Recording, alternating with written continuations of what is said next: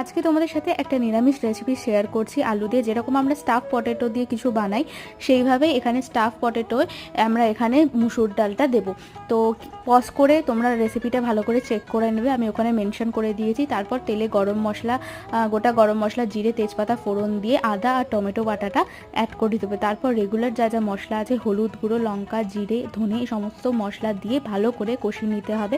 তার মধ্যে পরিমাণ মতো নুন আর চিনিও অ্যাড করে দেবে। ভালো করে কষানো হয়ে গেলে অবশ্যই গরম জল এখানে ব্যবহার করবে, তাহলে টেস্টটা খুব ভালো আসবে।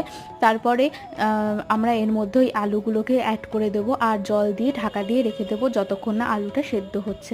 আলু সেদ্ধ হয়ে গেলে আমরা নামানোর সময় গরম মশলা গুঁড়ো আর ঘি দিয়ে নামিয়ে নেব।